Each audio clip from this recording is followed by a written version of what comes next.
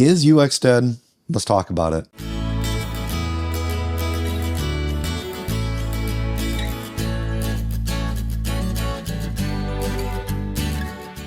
Hey everyone, I'm Ken. Welcome back to another episode of Mastering UX. Today we're going to be discussing a topic that's been causing quite a stir in the UX community. You may have come across LinkedIn posts or articles saying UX is dead, the glory days of UX are over, or even AI will replace us.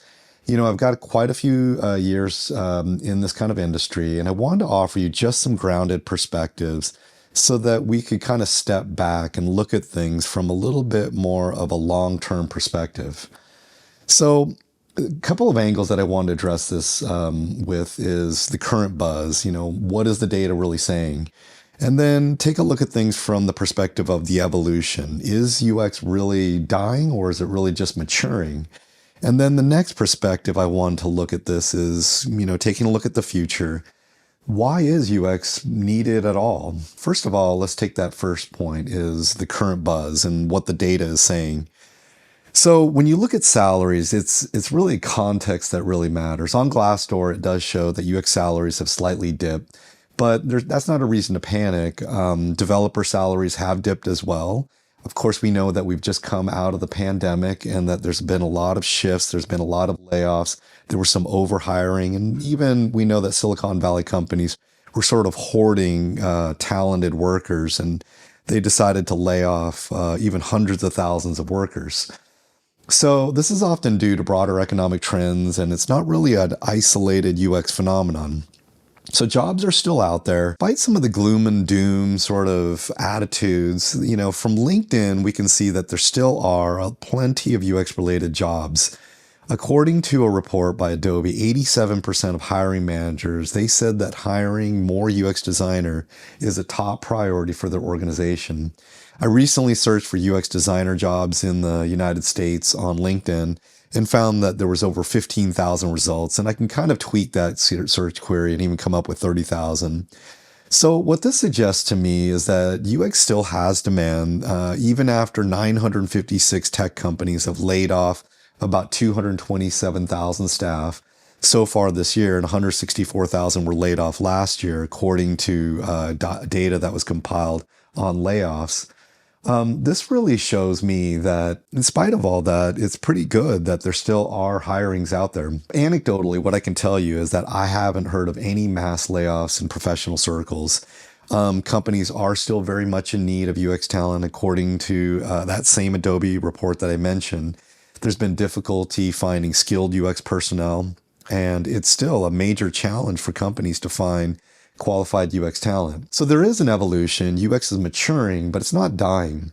So a reality check on some of the hype. So actually UX was overly hyped, I would say. Every startup or corporation, I know they really wanted UX team overnight. They were building up things quickly. There were some overinflated titles.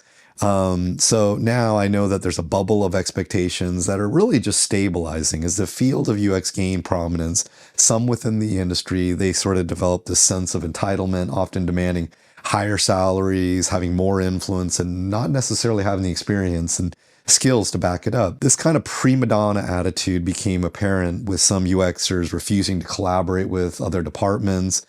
And they even became insistent that UX should dominate the product development decisions. This kind of complacency really undermines the collaborative and empathetic principles that are foundational to UX in the first place. So this attitude, it's really not just harmful even to the individual careers, but I would say that it has done some damage to the perception of UX as a field as a whole. The next point I want to bring up is, you know, markets, they're self-correcting. The allure of UX as a career brought in a surge of talent, saturating the entry-level positions. However, there is this kind of natural cycle in any booming industry. Boot camps have contributed to market saturation. But something we need to remember is that saturation also leads to market stabilization over time. You know, what happens is that companies, they eventually become more selective. They prioritize quality over experience. And those that can't meet the new experience, ones that really just got in it for the money, eventually they decide to leave the field. And this natural self-correction process, it helps the market reach a new state of balance where the supply more closely matches the demand. And this is a fundamental principle of market economics. If we go back to the famous historic Adam Smith, he has a book called The Invisible Hand. And this concept is that it tells us that markets find equilibrium naturally over time. So UX is still really immensely needed. So companies do have this realization. According to a Forrester research study, a well-designed user interface could raise a company's conversion rate up to 200%. And so companies are increasing their ROI through good UX.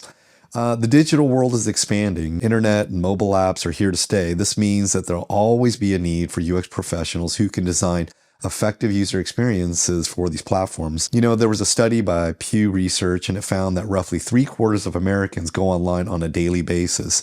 So maybe the growth rate of mobile apps has peaked. Again, I say the growth rate. But there's certainly, we have to realize that apps are going to be here to stay.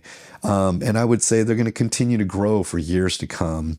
We are more connected more than ever, and UX plays this very instrumental role in the ecosystem. So UX is more than UI. So what is the essence of experience? We don't really want to forget that UX is not just about screen-based interfaces. It includes voice-activated systems, AI, the Internet of Things, all these good user experiences. We really are an experience economy. As technology advances, we are becoming increasingly focused on experiences. This is evidence in the growth of the experience economy, driven by the demand for memorable and engaging experiences. Pine and Gilmore's The Experience Economy book, it highlights how value has moved from commodities to experience. And this trend is only accelerating. So is UX dead? Absolutely not. What we're seeing is only that there's some growth pains that come with an industry coming of age. Salaries and roles, they may fluctuate, but the need for UX expertise isn't going anywhere. Our world will continue to prioritize experiences, and UX professions have a critical role to play in shaping those experiences. So really, that's it for today's discussion. If you found this look at the UX industry valuable, please hit that like button. And for further discussions, drop your thoughts or questions in the comments below. My name is Ken, and I hope to see you on the next episode.